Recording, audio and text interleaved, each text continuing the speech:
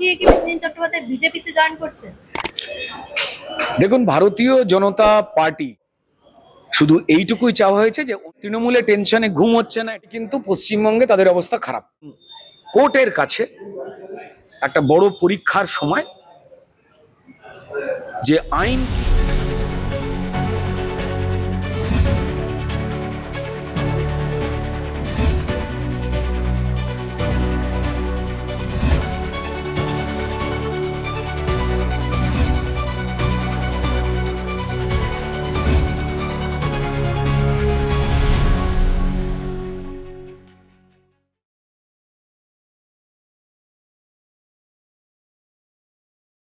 কবির তিনি বলছেন যে যে দল তিনি ছেড়ে এসেছেন সেই দল থেকেই নাকি তার কাছে বার্তা আসছে সমঝোতা করার জন্য সিট নিয়ে। দেখুন, এটা তো বলতে পারা যাবে না। এই হুমায়ুন বাবু কখন কি বলেন, এটা তার একান্ত ব্যক্তিগত বিষয়, তার মনের ভাবনা। তবে এটা বলি যে তৃণমূল এই মুহূর্তে জায়গায় সবাইকে সিপিএম এর মতোই আঁকড়ে ধরবার চেষ্টা করছে, রেগে গিয়ে ঝগড়াও করে ফেলছে। আপনারা সিপিএম কে দেখেছেন, ফরওয়ার্ড ব্লকের সিংহ পতাকা থেকে বেরিয়ে কাস্তে হাতুড়িকে কামড়ে দিচ্ছিল। যে সেকুলারিজম, বাম ফ্রন্ট, এই সমস্ত গালভরা শব্দ নিয়ে যে সিপিএম বড় বড় জ্ঞানের কথা বলে, এবং এখন ওরা মনে করে সেই 34 বছরে ওদের মালিকানা চলছে, আর কাউকে পাত্তা দেব না। আইএসএফ এর সঙ্গে জোট, হুমায়ুনের কি জনতা উন্নয়ন পার্টি, সে কিংবা হয়তো মিম আসছে তার সঙ্গেও জোট, এই সমস্ত করতে পারে। সেই দিকে কংগ্রেস টাটা বাই বাই করেছে।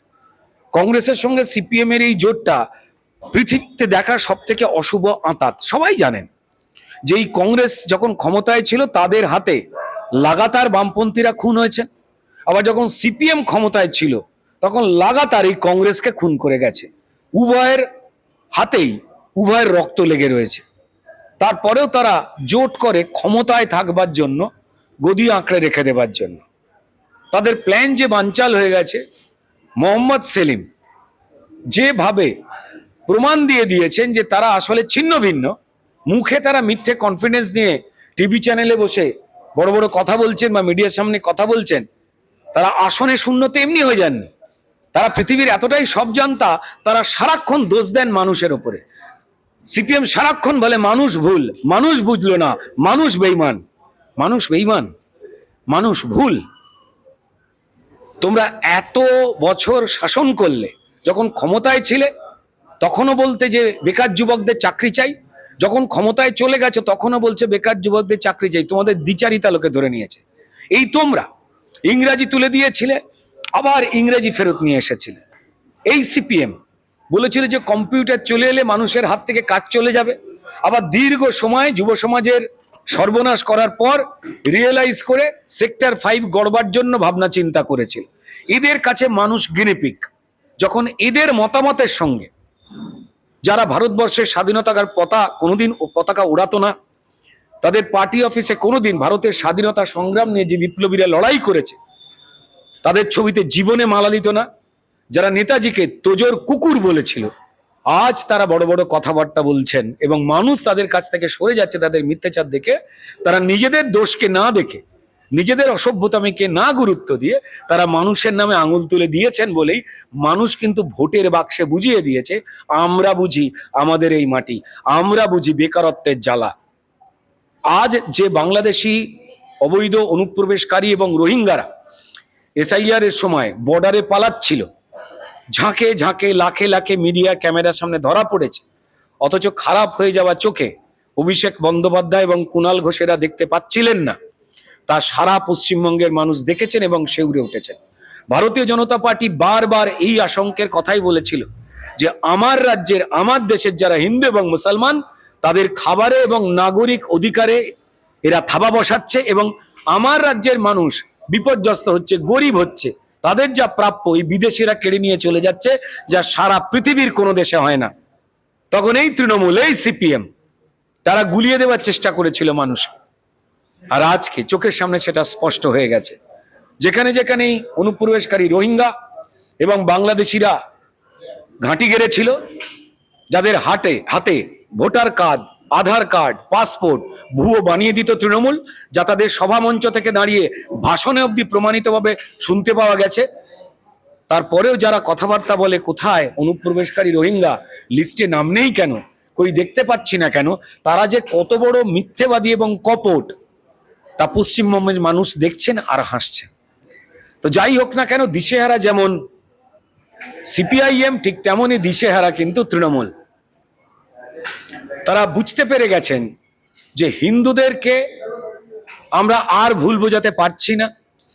যতই এখানে সেখানে মন্দির বানাই, যা একটা রাজ্য সরকারের কাজ নয়, এটা যে কোনো সম্প্রদায় নিজেদের মধ্যে থেকে চাঁদা তুলে বানাতে পারেন। সারা দেশের এটা আইনের বাইরে করছেন, তবু তারা মন পাবেন না, ভোট পাবেন না, বুঝতে পেরেছেন। মুসলমান সমাজ তারা জাগ্রত হয়ে উঠেছেন, তাদের একটা বড় অংশ হয় নতুন দল করছে, নয় প্রকাশ্যে মমতা বন্দ্যোপাধ্যায়ের সমালোচনা করছে। এবং আর তারা দুধেল গাই হয়ে মমতা বন্দ্যোপাধ্যায় টুপি পরে যে ভোট দেবেন না, তা মমতা বন্দ্যোপাধ্যায়ের কাছে স্পষ্ট বার্তা পৌঁছে গেছে। তাই মমতা বন্দ্যোপাধ্যায় যেখানে তার ভাড়ার শূন্য, সেখানে 5,000 কোটি টাকার উপরে মুসলমানদের তোয়াজ করবার জন্য, আবার ভুল বোঝাবার জন্য বাজেট রেখে দিয়েছেন।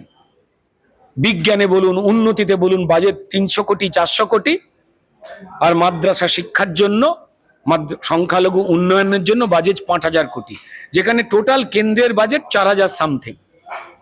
টাকা কোথায়?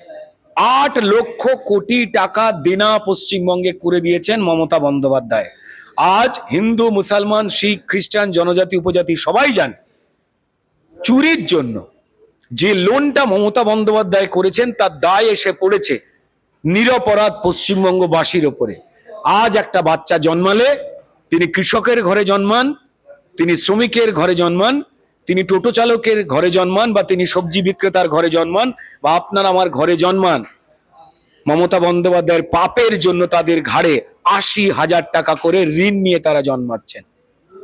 তাই হিন্দু এবং মুসলমান সবাই এই লুটেরা মমতা বন্দ্যোপাধ্যায়কে, এই চাকরি চোর, শিক্ষক পেটানো, চাল ডাল আবাস চুরি করা মমতা বন্দ্যোপাধ্যায় এবং তার দলকে বিসর্জন দেওয়ার জন্য দৃঢ় প্রতিজ্ঞ।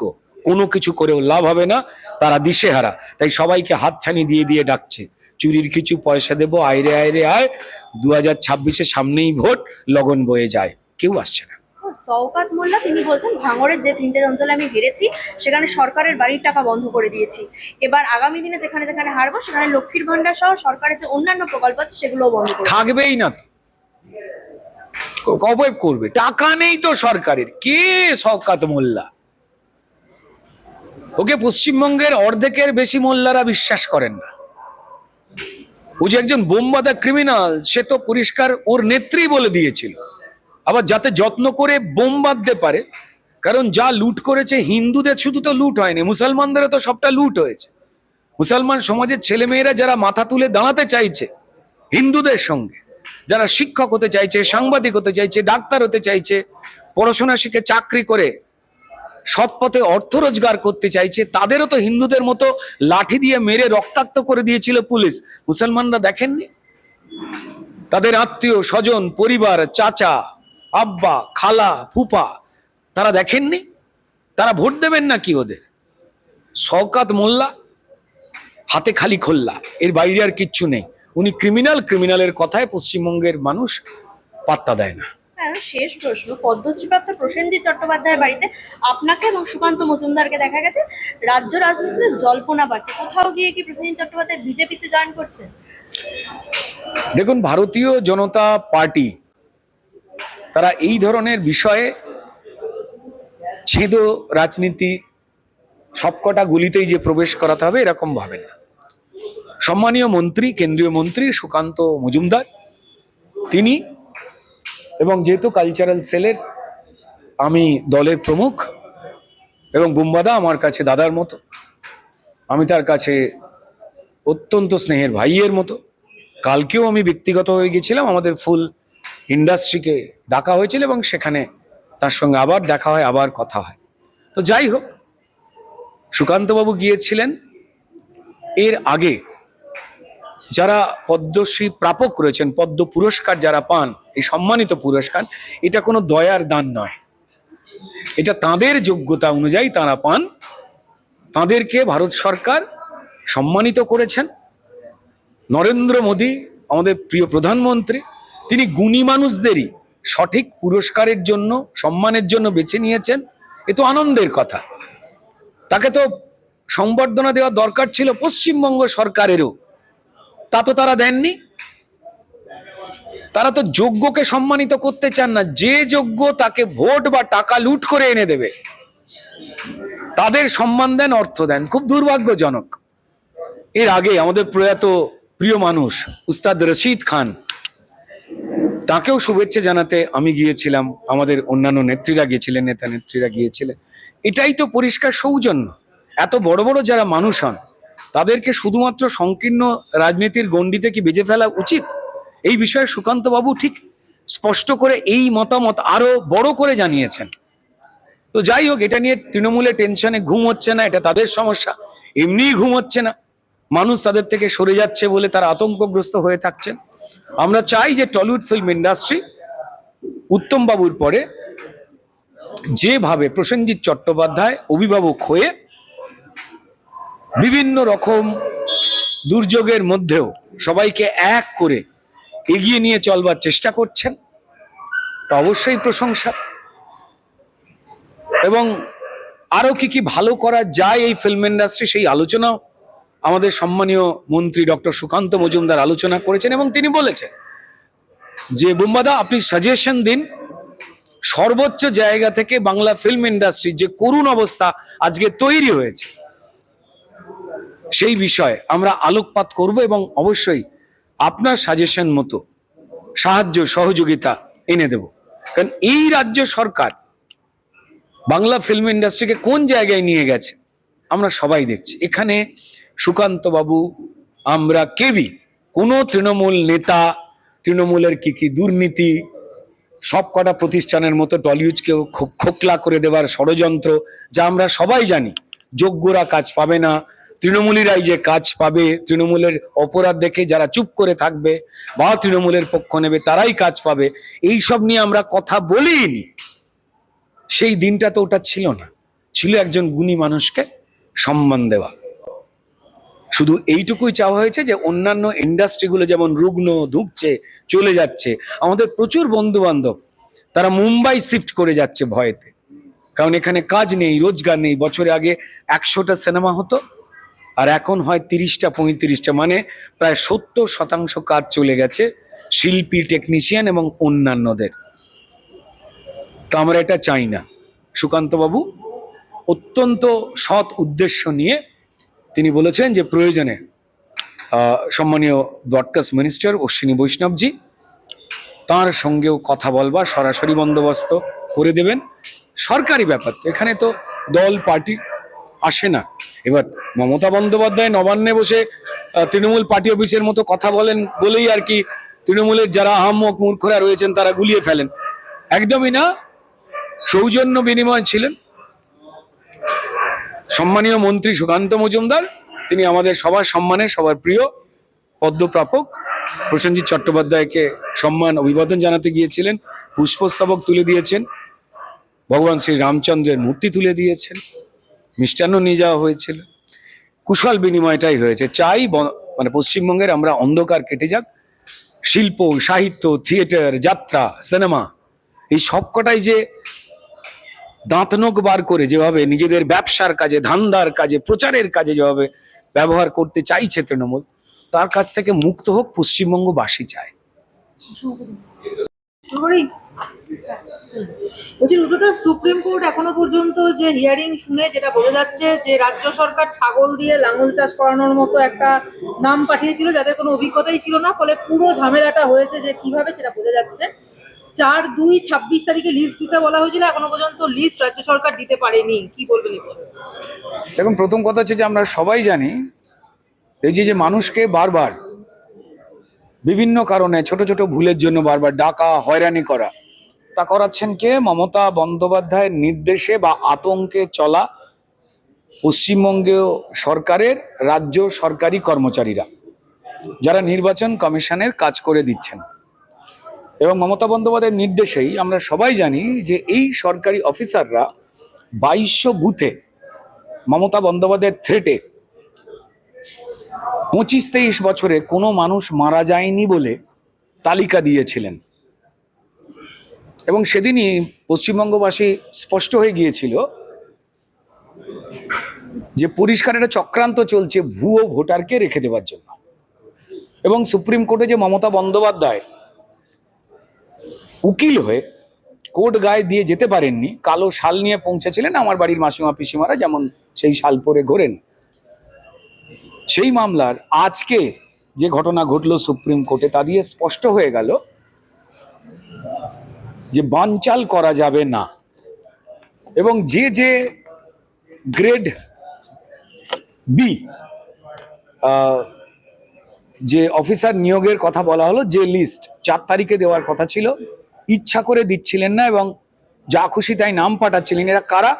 তারা হচ্ছে ওই বিএলএদের মতোই লোক যারা মিথ্যে কথা লিখবেন মমতা বন্দ্যোপাধ্যায়ের চাপে এবং তাপে, না হলে তারা পশ্চিমবঙ্গে বেঁচে থাকতে পারবেন না। এবার এর মাঝখানে যারা মাইক্রো অবজারভার অন্য জায়গা থেকে এসেছিলেন, মমতা বন্দ্যোপাধ্যায়ের দেওয়া ডাল রুটি খান না, তারা কিন্তু ইআরও এবং এইআরওদের একটা অংশ ইচ্ছা করে মানুষকে যে হ্যারাস করছেন, ব্যানার্জি বন্দ্যোপাধ্যায় মুখার্জি মুখোপাধ্যায়, বা কোথাও দুটো আই কোথাও দুটো এ, কোথায় বিপুল, আসলে ভিপুলি, বি আর ভি একই, এইগুলো ঠিক না করে মানুষকে হ্যারাস করছিলেন, তা একটা ধরে ফেলা হয়। এবং এরা এই মমতা বন্দ্যোপাধ্যায়ের নির্দেশে, তৃণমূলের নির্দেশে প্রাণ ভয়ে তারা এই ভুলগুলো করছিলেন এবং বলে দিচ্ছিলেন যে নির্বাচন কমিশন করছে বলে আঙুল তুলে দিয়েছিলেন। এই সমস্ত খেলাই কিন্তু মমতা বন্দ্যোপাধ্যায় ইয়েস স্যার ইউনারার ইয়েস স্যার করে, যতই স্যার স্যার করে ঘাড় নেড়ে যা খুশি গুলি দেওয়ার চেষ্টা করুন না কেন, আজকে তিনি আকাশে কালো মেঘ দেখেছেন তাই আজকে যাননি। এবং এই ফলাফলে পরিষ্কার বেরিয়ে এলো যে কোনোভাবে এসআইআর এর প্রক্রিয়াকে বিঘ্ন ঘটানো যাবে না, সুপ্রিম কোর্ট স্পষ্ট করে বলে দিলেন।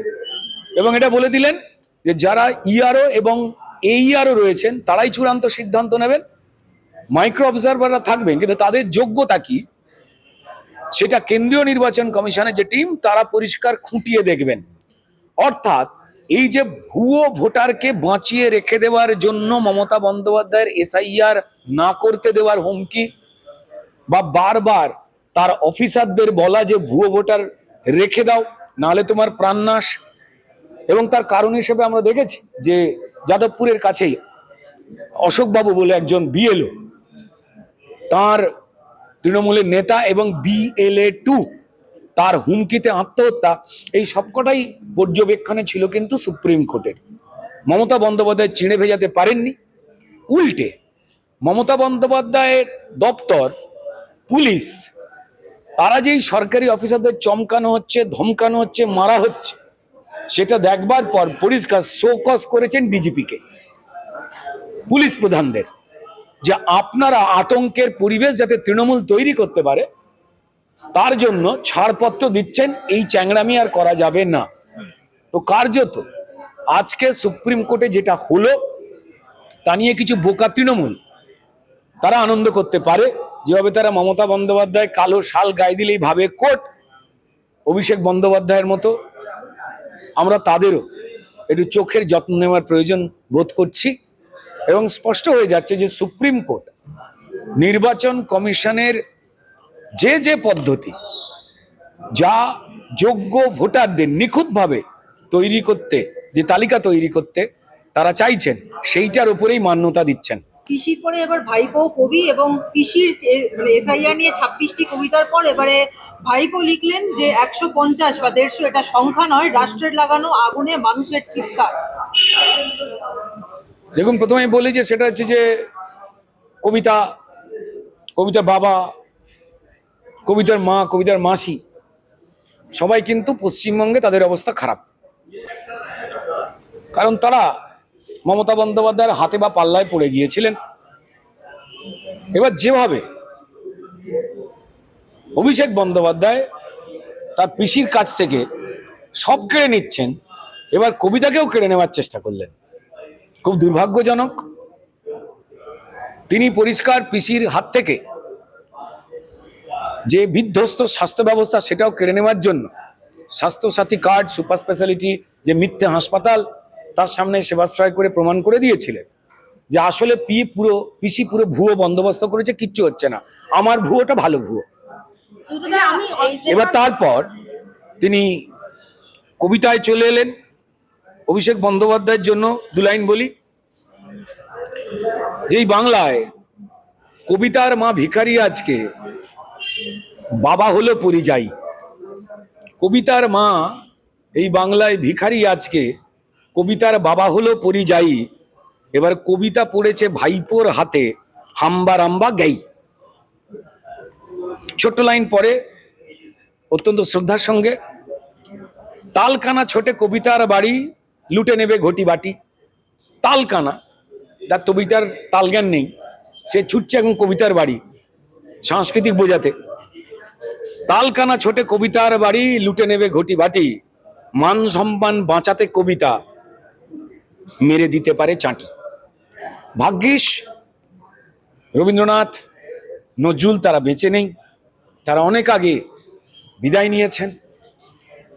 আমি শঙ্খ ঘোষ হোক, বিষ্ণুবাবু হোক, বা তারপর জয় গোস্বামী হোক, তারা আতঙ্কে রয়েছেন। এই পিসি ভাইপো যেভাবে কবিতাকে লালন করবে বলে টানাটানি করছে, পশ্চিমবঙ্গে যারা লেখালেখি করেন তারা আতঙ্কে রয়েছেন, বুঝতে পেরেছেন কবিতা, গদ্য, পদ্য সমস্ত কিছুই পিসির থেকে ভাইপো দখলদারিতে নিতে চাচ্ছেন এবং শেষ করতে চাইছেন। কবিতা, শিক্ষা সবটা শেষ। দুটোদা, বলছি এই যে মাইক্রো অবজারভারদের নিয়ে তো মুখ্যমন্ত্রী সওয়াল করেছিলেন কোর্টে, আজ যা সুপ্রিম কোর্ট রায় দিল, তৃণমূলের তরফ থেকে সেটাকে জয় হিসেবে দেখা হচ্ছে। ওরা সবেতেই জয় দেখবে, সবেতেই জয়। যাদের মনে আসলে ভয় তারা দেখাবে পেলাম জয়। এটা লাইনটা লিখে নিতে পারেন, অভিষেক ব্যানার্জিকে জানিয়েও দিতে পারেন যদি কবিতাতে রস কম পড়ে। জানি না, কেউ কেউ বলছে লিখে দিয়েছে, সবার মধ্যে আমি ঢুকছি না। তো ওদের তো সবেতেই জয় হয়, কিসের জয়? এবং যে মাইক্রো অবজারভাররা এলেন তারা পরিষ্কার, যতই তৃণমূল তাদের চাপ দেওয়ার চেষ্টা করুক না কেন, যেভাবে বিএলএদের চাপ দিয়েছিলেন, তারাও কিন্তু জানেন তাদের চাকরি বাকরি একটু এদিক ওদিক হলেই কিন্তু টানাটানির জায়গায় যাবে। আশা করব যে সরকারি অফিসাররা, রাজ্য সরকারি কর্মচারীরা, যাদের ডিএ মমতা বন্দ্যোপাধ্যায় আবার দেবেন না বলে সুপ্রিম কোর্টের আদেশটাকে ঝোলাবার চেষ্টা করেছেন, সেই ভেবে মন দিয়ে স্বচ্ছ এসআইআর তালিকা তৈরিতে নির্বাচন কমিশনকে সাহায্য করবেন, না হলে মরবেন। কুণাল ঘোষ বলছেন যে রোহিঙ্গা কেমন দেখতে হয় বা রোহিঙ্গারা কি করে সেসব জানেন। 58 লক্ষের মধ্যে একজনকেও বের করতে পারেনি, একজনও রোহিঙ্গাকে বের করতে পারেনি নির্বাচন কমিশন। আমি জানি না আজকে সকালবেলা উনি কি খেয়েছিলেন। খাদ্যাভ্যাস মানুষের একটা স্বাভাবিক অধিকার। কেউ সকালবেলা গুড় খেতে পারেন, কেউ গলা পিচ খেতে পারেন, কেউ পচা গুলোনো জল খেতে পারেন, কেউ কল্যাণবাবুর কাছ থেকে কোল্ড ড্রিঙ্ক নিয়ে এসেও খেতে পারেন। কুণালবাবু কি খেয়েছেন তো জানি না। রোহিঙ্গাদের কেমন দেখতে হয় কুণালবাবু খুঁজে পাচ্ছেন না। আমার মনে হয় কুণালবাবুর বাড়িতেই ষড়যন্ত্র চলছে। ওনার বেডরুমের বা ড্রয়িং রুমের আয়নাটাকেও মুছে দেয়নি ঠিক করে। আয়নাটা মুছুন কুণালবাবু, হয়তো চেনা চেনা লাগবে। রুদ্রদা, কল্যাণ বন্দ্যোপাধ্যায় বলছেন যে রাজ্যে সিপিএম এবং বিজেপির আর কিছু নেই, যদি নাই থাকে তাহলে বিজেপির মিটিং মিছিল বারবার কেন হাইকোর্টের কাছে যেতে হচ্ছে পারমিশনের জন্য? কখন বলেছেন এটা কল্যাণবাবু? সকালবেলা, দুপুরবেলা, দিনের বেলা, রাত্রিবেলা, কখন বলেছেন সেটা খুব ইম্পর্টেন্ট। ওনার যে কোনো কথা বাণী সম। মমতা বন্দ্যোপাধ্যায়কে বাঁচাবার জন্য, রাজ্যের মানুষকে বিপদে ফেলবার জন্য তিনি সুপ্রিম কোর্টে যান, হাইকোর্টে যান, গিয়ে আমাদের ট্যাক্সের টাকায় পয়সা কামান এবং চোরেদের যাতে জয় হয়, মানুষের যাতে পরাজয় হয়, তার জন্য যুদ্ধ করেন। কড়া প্রশ্ন করা চ্যানেলদের দেখলে উনি পালিয়ে যান বিভিন্ন রকম অঙ্গি ভঙ্গি করতে করতে, এ আমরা জানি। কল্যাণবাবুর ভালো হোক আমরা চাই।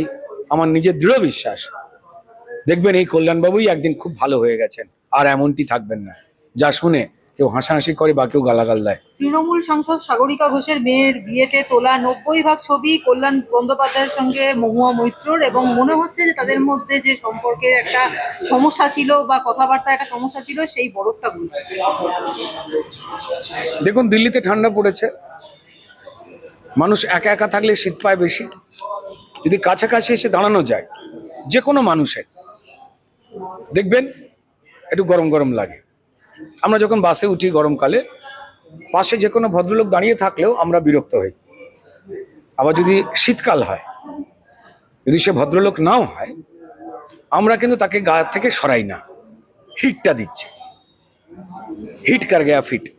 সুব্রত, ব্যারাকপুরে অবৈধ নির্মাণ সেটা আটকানো একটা বৃদ্ধকে তৃণমূল কাউন্সিলর বুকে লাথি মেরেছে, সে মারা গেছে। ইতিমধ্যে পার্থভৌমিক কোনো রকম রিপোর্ট না দেখে বলছে যে হৃদরোগে মারা গেছে। এখানে পুলিশ গ্রেফতারও করেছে হ্যাঁ, কাউন্সিলরকে। গ্রেফতার দেখুন, করে রেস্ট রুমে রেখেছে। দেখুন, কদিন আগেই, কালকেই যে রিপোর্টিং আমরা দেখেছিলাম, সেখানে রানাঘাটে এক বৃদ্ধাকে চোখের জল ফেলতে দেখেছে। পশ্চিমবঙ্গে চাকরি বাকরি লুট করে তৃণমূল আমাদের বেকারদের এই রাজ্য থেকে তাড়িয়ে দিয়েছে। শিক্ষিত বেকাররা অন্য রাজ্যে চাকরি করছে, বিজেপি শাসিত রাজ্যে। এবং যারা দরিদ্র মানুষ, যারা পড়াশোনা কম জানেন, তাদের পরিযায়ী শ্রমিক বানিয়ে দিয়েছেন, কল কারখানা চাকরি বাকরি শূন্য করে। পশ্চিমবঙ্গ কার্যত বৃদ্ধাশ্রমে পরিণত হয়েছে, এবং সেখানে সেই বৃদ্ধ এবং বৃদ্ধার যে একমাত্র সম্বল তাদের বাড়ি, সেটাও কেড়ে নেওয়ার চেষ্টা করছিল তৃণমূলের যুব নেতা। এ আমরা স্পষ্ট করে দেখেছি। লুটের জায়গায় চলে এসেছিল, এবং তারপর বুকে লাথি। আর বুকে লাথি তো নতুন কোনো কিছু নয়, তৃণমূলের সিলেবাস। এর আগেই যখন যোগ্য শিক্ষকেরা, যাদের চাকরি তৃণমূল চুরি করেছে, তারা যখন আন্দোলন প্রতিবাদ জিজ্ঞাসাই করতে গিয়েছিলেন যে আমাদের চাকরি কেন চুরি করে আমাদের সর্বনাশ করছেন, এ রাজ্যের শিক্ষাকে অন্ধকারে ঢুকিয়ে দিয়ে, এ রাজ্যের শিক্ষকদের চূড়ান্ত অপমানিত করে বেকার বানিয়ে দিয়ে, তখন এই তৃণমূলের নির্দেশেই তৃণমূলের দালাল পুলিশেরা উড়ে গিয়ে শিক্ষকদের বুকে লাথি মেরেছিল। এবার সেই পরম্পরা বজায় থাকছে। পশ্চিমবঙ্গের মানুষ দেখুন যে আর কারা এই রাজ্যে আর কদিন থাকলে সব মানুষের বুকে এবং পেটে লাথি এইভাবে পড়বে। আগামীকাল আইপ্যাক মামলার শুনানি আবারও রয়েছে, এবং আগামীকাল কি তাহলে সেক্ষেত্রে এমন কোনো মানে রায় বা এমন কোনো বক্তব্য কি সুপ্রিম কোর্টে পেশ হতে পারে, যাতে পরবর্তীকালে বিষয়টা গেম চেঞ্জার হয়ে উঠতে পারে 2026 নির্বাচনে? দেখুন, সোজা বিষয়। ভারতীয় জনতা পার্টি পশ্চিমবঙ্গের যে সাধারণ মানুষ রয়েছেন, যাদের তৃণমূল শুধুমাত্র ভোটারের চোখে দেখে, মানুষের চোখে নয়, এই সময় আমরা শুধুমাত্র চাইছি যে একটা স্বচ্ছ ভোটার লিস্ট তৈরি হোক। দুই, যারা দুর্নীতিবাজ রয়েছেন, আইন তাদের যে শাস্তি দিচ্ছে তা উদাহরণ তৈরি হয়ে আমাদের পশ্চিমবঙ্গবাসীর কাছে যেন স্পষ্ট হয়ে ফুটে ওঠে। ইডি গিয়েছিল কি জন্য? বেড়াতে না, ইডি গিয়েছিল 7,200 কোটি টাকার উপরে কয়লা চুরির যে মামলা, PMLA prevention of money laundering act অনুযায়ী, যেখানে টাকা ঘোরানো হয়েছে এবং সেই টাকা অন্য রাজ্যের ভোটে গেছে, যা সুপ্রিম কোর্টে ইডি নিজে বলেছে। সেই বিষয়ে প্রতীক জৈন এবং আইপ্যাক তারা জড়িয়ে রয়েছিল সেই বিষয়ে তত্ত্ব তলাশ করতে, এবং যাবতীয় দুর্নীতি ফাঁস হয়ে যেতে পারে ভেবে মমতা বন্দ্যোপাধ্যায় অন্যায়ভাবে, অবৈধভাবে, বেআইনিভাবে পুরো তৃণমূল ফেঁসে যেতে পারে, নিজেরা ফেঁসে যেতে পারে ব্যক্তিগতভাবে, সেই আতঙ্কে তিনি জেনে শুনে নিয়ম ভঙ্গ করে দৌড়েছিলেন। লোকে বলেছিল ফাইল চুরি, তারপর ইডি বলেছে না, এটা ফাইল চুরি নয়, এটা ফাইল ডাকাতি। কারণ চুরি অন্ধকারে করে, পালিয়ে যায়, কিন্তু বুক ফুলিয়ে যে অন্যায়টা করা যায় সেটাকে ডাকাতি বলে। সেটা ডাকাতি করেছিলেন। এবার সেই মামলা রয়েছে। আমরা চাই যে চোর ডাকাতহীন হোক পশ্চিমবঙ্গ। পশ্চিমবঙ্গের বাইরে অন্যান্য যে রাজ্যগুলো রয়েছে তা ক্রমাগত ডেভেলপ হয়ে গেছে।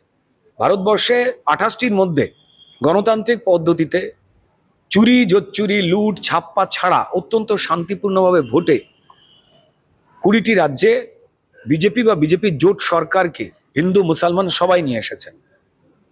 সেখানে ডেভেলপমেন্টের দিকে আমরা যদি বেড়াতে যাই বা ঘুরতে যাই বা কাজে যাই, তাকিয়ে দেখলে আমাদের পশ্চিমবঙ্গে নিয়ে লজ্জা হয়। আজ সাংবাদিক বলুন, শিক্ষক বলুন, ইঞ্জিনিয়ার বলুন, মাসে রোজগার যদি 15,000 টাকা হয়, পশ্চিমবঙ্গের মানুষ মনে করছে যে যাক অন্তত বেঁচে গেলাম, একটুখানি নিঃশ্বাস নিতে পারবো। 7-8 বছর আগে থেকেই আর্থিক ধস তৃণমূলের সৌজন্যে পশ্চিমবঙ্গে তৈরি হয়েছে, যেখানে রোজগার বলতে কিছুই নেই। এই রোজগার যখন ভারতবর্ষের অন্য রাজ্য, যে রাজ্যগুলো পশ্চিমবঙ্গ থেকে পিছিয়ে ছিল, আজ যারা এগিয়ে গেছে তারা শুনে তারাও লজ্জিত হয়। এই রাজ্যের পরিচয় ভারতবর্ষের অন্য রাজ্যের কাছে চোরের রাজ্য, কারণ সম্পদ লুট হয়েছে, হক মানে অধিকার লুট হয়েছে। ডেভেলপমেন্ট বলে কোনো কিছুই হয়নি। হ্যাঁ, একটা ডেভেলপমেন্ট অবশ্যই হয়েছে, চোর এবং চুরির উন্নয়ন হয়েছে। আমরা চাই যে যারা অন্যায়কারী, যারা চোর, তাদের ঘাড় ধাক্কা দিয়ে জেলে পুরে দেওয়া হোক, এইটুকুই প্রত্যাশা। এখন কোর্টের কাছে একটা বড় পরীক্ষার সময়, যে আইন কি সবার জন্য সমান, নাকি যারা ক্ষমতাবান তারা ফাঁক পেয়ে যাবেন, ছাড় পেয়ে যাবেন, মুক্ত হয়ে যাবেন। যদি এমন ঘটনা হয়, মানুষ বলছেন যে তাহলে আইনের উপরে, সুপ্রিম কোর্টের উপরে যে শ্রদ্ধা, যে ভয়, যে বিশ্বাস রয়েছে, সেটা পুরো টলে যাবে।